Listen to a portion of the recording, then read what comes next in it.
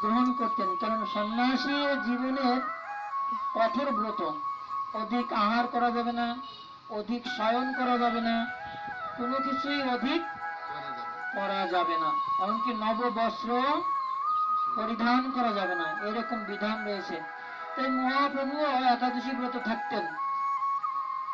বেশিরভাগ সময় মহাপ্রভু নিরম্ব একাদশী উপবাস করতেন। তাই উনি স্বরূপ গোস্বামীদেরকে দিক নির্দেশনা দিয়েছেন যে তোমরা বৃন্দাবনে যাও, লুপ্ত তীর্থ উদ্ধার করো। যে স্বয়ং মহাপ্রভুই কিন্তু রাধাকুণ্ড, শ্যামকুণ্ড, গিরিরাজ, গোবর্ধন এগুলো উদ্ধার করেছিলেন। সবকিছু লুপ্ত হয়ে গিয়েছিল, সবকিছু হারিয়ে গিয়েছিল, কিছুই ছিল না। ব্রজবাসীরাও জানতেন না যে কোথায় রাধাকুণ্ড, কোথায় শ্যামকুণ্ড। তাদের কাছে জিজ্ঞাসা করলে বলতে হয় আমার ঠাকুরদার কাছে শুনেছি যে আমাদের এইখানে এরকম শ্যামকুণ্ড, রাধাকুণ্ড ছিল। আর আরো বয়স্ক লোকের কাছে শুনলে সে বলে যে আমার পিতামহের কাছে শুনেছি যে এখানে গিরিরাজ, গোবর্ধন ছিল, রাধাকুণ্ড, শ্যামকুণ্ড ছিল। এরকম তারা শুধু শুনতেন। কিন্তু মহাপ্রভু গিয়ে কি করেছেন, গিয়ে দেখে সে রাধাকুণ্ডে সবাই ধান চাষ করছে, শুধুমাত্র সামান্য একটি জায়গায় একটু গর্তের মতো রয়েছে, এখানে একটু শাপলা বন রয়েছে, আর সব জায়গায় ধান ক্ষেত। তাই মহাপ্রভু বলছে এই সেই রাধাকুণ্ড, শ্যামকুণ্ড, গিরি গোবর্ধন। তখন যেখানে লীলা করল শ্রীনন্দের নন্দন। এটা হচ্ছে সম্পূর্ণ মহাপ্রভুর মুখের বাণী। মহাপ্রভু কি বলছে, শ্যামকুণ্ড, রাধাকুণ্ড, গিরি গোবর্ধন, যাহা সবে লীলা করলাম শ্রীনন্দের নন্দন। তা মহাপ্রভু যখন উনি পরিধানে থাকতেন, তার জগন্নাথ পরিবর্তে কেউ একাদশী করে না।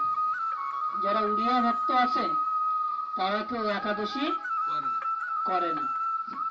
এখন যেহেতু মহাপ্রভু গৌড়িয়া, কিন্তু মহাপ্রভুর ভক্ত সবাই একাদশী করে, একাদশী তিথিতে।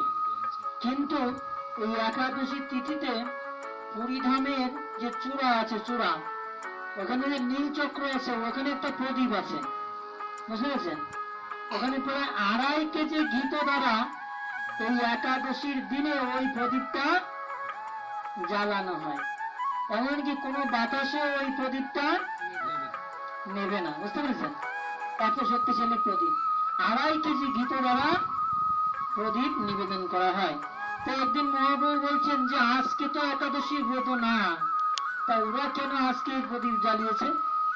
তখন বলছে স্বরূপ দামোদর, বলছে প্রভু আজকে তো একাদশী তিথি শুরু হয়েছে, তাই ওরা আজকে প্রদীপ জ্বালাচ্ছে। তো মহাপ্রভু বলে যে দশমী বিদ্যা একাদশী কভু নয় পালন, দ্বাদশী যুক্ত একাদশীতে হয় জীবের সর্বসিদ্ধি সর্বফল।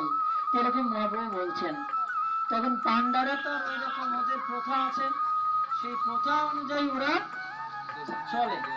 তা ওরা ওই রকম একাদশী তিথিতে এখনো কি করে, ওই 2.5 কেজি ঘিত দ্বারা ওই প্রদীপ এখনো তারা প্রত্যেক দিন এই প্রতিটা একাদশীতে তারা প্রজ্বলিত করে, তারা জ্বালায়। এবার মহাপ্রভু বলেছেন যে দশমী বিদ্যা একাদশী প্রভু পালনীয় নয়, কি করতে হবে, দ্বাদশী যুক্ত একাদশী পালন করতে হবে। যদি এমনও হয় যে